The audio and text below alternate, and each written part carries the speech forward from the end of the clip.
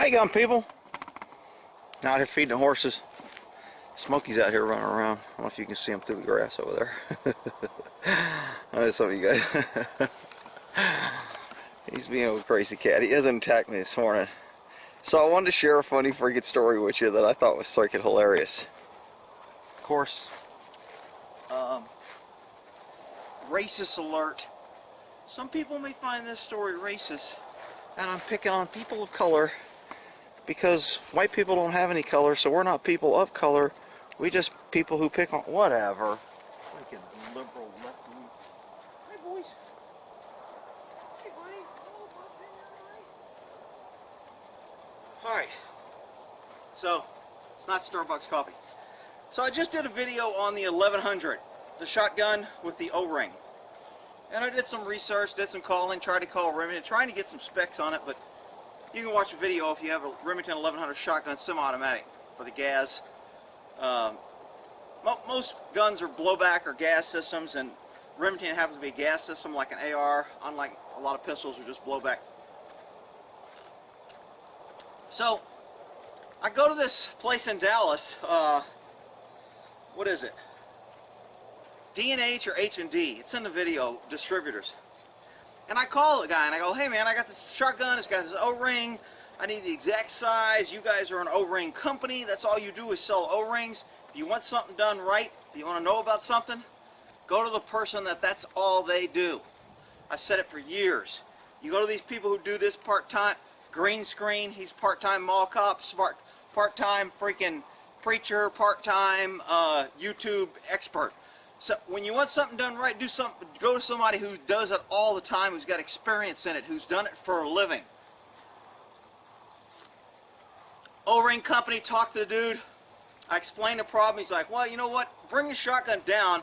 I need to see kind of where that O-ring sits. That way I can see the O-ring. I can tell exactly what it is. And we can test a couple things out to make sure. Because, you know, there's like, man, there's got to be a million different O-rings for different sizes and compressions and bounce test and stretch test and conformity test and Viton, Tylon, whatever. So I go, okay, no problem. So, and I know, because I'm a gun guy, that if somebody walks into a business place with a gun, it could cause anxiety. It could cause some people to go, oh shit. So, I'm down in Dallas, and what I say, how do I say this? It's not a great part of town. It's just, you can tell, bars on the windows, liquor stores, homeless. I forgot what street it was off of. I want to say down by Harry Hines, LBJ. So I don't know. I can't remember. But we're in a crap area, and I got my buddy Pat with me. So I get out of the car, I grab the gun, and because I know people anxiety, because I'm going to predict how other people react as I go through life instead of running around like a freaking liberal that everyone should embrace and love me no matter what I do, etc. Because I have common sense, I'm like, okay, I need to carry this gun in a non-threatening manner so they know that, you know, there's nothing going on. So I have it by the barrel and I have it hanging by my leg, not at port arms like I'm ready to shoot, not over my shoulder like I'm in the military. I've got it pretty low key at the side of my arm. So if you see it, you kind of got to look to make sure it could be confused as a cane or something long. I'm not waving it around saying, hey, I'm bringing a gun in. Dude, when I walked in, because when I walk in a place, just from life and sitting around, I scan. I watch people's observations. I watch how they react. I look at their behavior. I see who looks at me and who's checking me out and who ignores me. I see the people who are kind of clueless, and then I see the people who are like, they're aware of their surroundings. So I walk into this freaking store with this shotgun. And there's a black lady, and she ended up being the one helping me. Great lady. Did a super job, spent a whole lot of time. Comped me a couple of O-rings because, you know, we spent some time and I bought a couple of Teflons, but just a really nice lady. But her reaction when I walked in was freaking classical. I just loved it.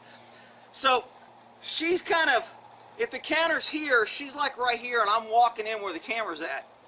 And there's a guy standing over here, another employee, and I don't know, he was, you know, we got to get everything for race now because I've already identified her as a black lady. So this guy was Puerto Rican, I know, half Asian, half Puerto Rican, and half Mexican. I don't know what he was. Maybe half white.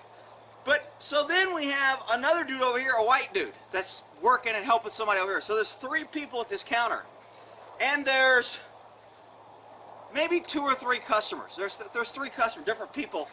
And it's a long counter, and they all have their area and a work because they got to do their O-rings and lay things out and stuff. So it's not like a little small bench. This is a stretched out, like... Mr. T thinks I'm coming over. He saw me looking and doing it, so he's like, dude, are you going to make me work? I'm out of here. So, probably from me to Buddy is one part of the counter, and then there's a second part of the counter, that same dude. Probably it's as long as from Mr. T to Buddy to me. This is how long the counter is. So it's a fairly long counter. Sorry, Mr. T, you can go back to eating.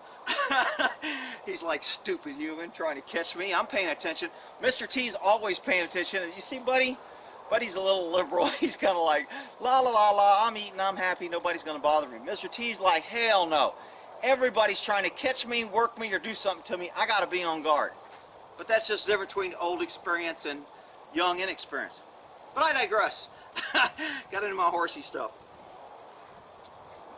Dude, when I walked in, if I had a camera of this, you guys would be busting up laughing. Everyone else, I think maybe one guy was involved in his stuff, and the guy behind the counter, when he saw me walk in, he kind of looked up, said, it's Texas, he's got a gun, not a big deal. Went back to helping him. No, I mean, this all happened pretty quickly. I mean, it's just, I walk in, and these 2 guys glance up, glance down. This guy over here is working on a computer. When I walk in, he kind of goes, smiles, and I smile at him. But the lady that was she was helping. She's helping some customer. That customer lost his customer service. That girl looks up and goes, oh, hell no, he's got a gun. I'm out of here. And she's walking. I saw her face, and I saw her bail into the back counter, because behind him was a big shelf, and it's a big warehouse kind of area to where they could, you know, you could get lost. Man, she made a freaking beeline behind everyone else. She got the farthest distance. She started creating distance, and she was moving away from me. And when I saw her, I started laughing. I go, I called. I said, I held it up. I hold my other hand up. I go, I called. They knew I was coming. I just need an O-ring. There ain't no problems. And she was like, all right, all right. And she still didn't believe me. She was like, I don't know, some crazy dude coming in here with a gun. I know what happens when idiots show up with guns. I'm out of here. Dude, I'm freaking almost... I laughed a little bit. I don't want to embarrass her and make her feel bad, but I told her, I go, dude, that was a classical reaction. And it just goes to show how people just... I mean, it's amazing how different people react to different things. People who are kind of like survival oriented. People who are, you know what? I gotta be aware. I can't be a freaking idiot liberal that runs around thinking everyone loves me and I love everyone, no one's gonna hurt me, and I'll put a sign up that says no guns, and I'll put a sign up that says don't hurt me, and I'll put a sign up that says must love everybody, and I'll be safe. And if I'm not safe, I'll vote for more government and more taxes, and they'll make me safe. Well, you're a freaking idiot. I mean, I just don't understand the mentality of that type of people. But I grew up differently. I just, you know, I just don't see the world that way. My experiences through life has made me see the world, some would call jaded, some would call paranoid, some would call untrusting, whatever. You can call it what you want. I call it survival. What's the old saying?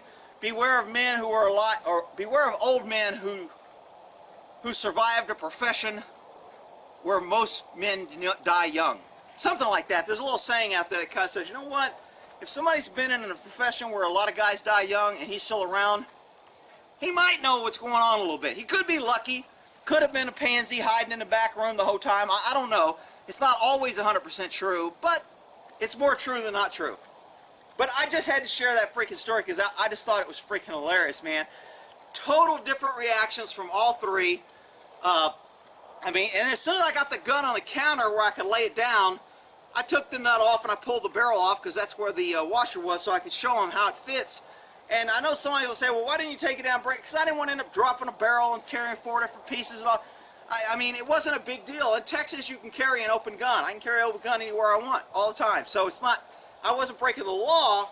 It's just, unfortunately, because people don't exercise their rights to carry guns, open carry, people get scared. In California, oh my God, they would call the cops on me as an undercover cop all the time because my shirt would blow back and they'd see my gun. And they would panic. There's a guy with a gun. Nobody's supposed to have a gun. Why? And I have my badge right in front of my gun. So, I mean, the more people are conditioned that if you see guns, it's scary. If people have guns, they're bad, unless they're the government. I mean, where's the logic in that? Government has killed more of their citizens than anyone else in the world, than any other crime, medical, you name it. Government has always killed more citizens throughout the time of their own people. And somehow people think it's a good idea to pass gun laws or restrict gun ownership for the regular people, and only government should have guns. It just freaking amazes me. In most countries that pass that, they don't have the right to challenge the government. They don't have the right to say no to the government. They are already ruled by the government, and the government just takes their guns. Here in America, you got idiots running around giving up their gun rights. You got idiots protesting saying, we need more gun rights. We need to give government more power. It just boggles my freaking mind of the ignorance. But, you know what? I thought it was a funny story. You know, you grow up, different areas, different environments. She probably grew up in the hood. She's probably seen people show up with guns. She's probably been around shooting, so her frame of reference is more toward mine. When I see somebody walking a gun, I'm not necessarily going to bail because I usually have a gun. But I'm definitely going to keep my eye on them, evaluate them, have a plan. I can't say the plan to kill them because somebody on YouTube be like, he's promoting violence. Have a plan to use reasonable force to defend myself. And then, of course, you know, an exit plan, how to create distance, etc.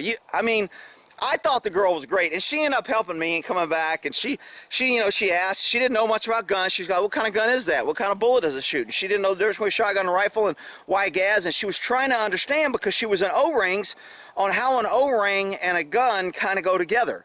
And why is it gas and where's the pressure? Because she doesn't understand all that.